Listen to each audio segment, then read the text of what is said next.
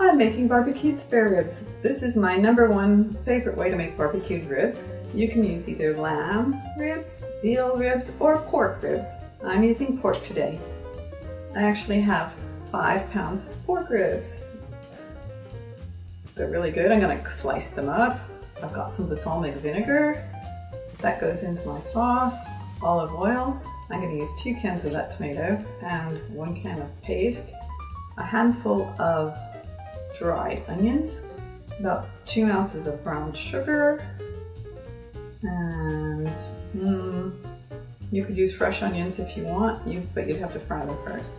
I'm going to use some oregano and some dry mustard, tarragon, cumin, and tumeric.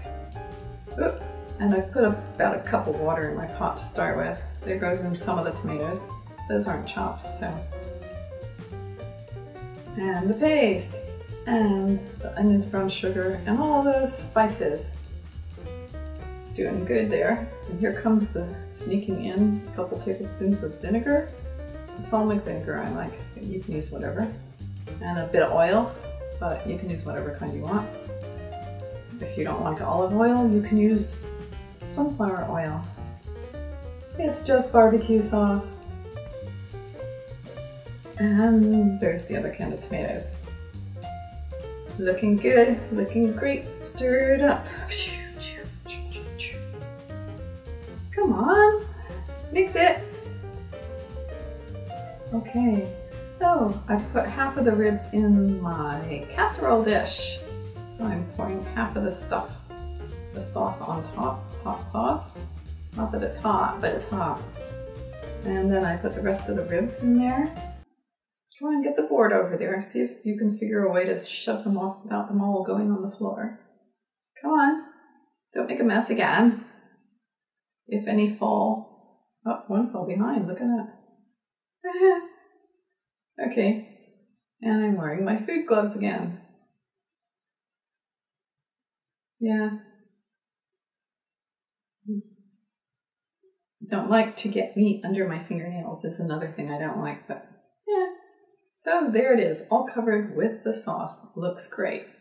Gonna put the lid on it and cook it. But I put it on a cookie sheet in case it actually does boil over. I have saved it from ruining my oven's cleanliness. Yeah, like my oven's super clean now. Well, it is kind of clean compared to sometimes. But, so I cooked that for a couple hours. It takes a couple hours at 350 or 170, 180 Fahrenheit, centigrade, to get them all done. You can stir them in between if you feel like you should do that. Otherwise, you don't have to. And there they are. They should set for a while before you dish out. But they don't have to.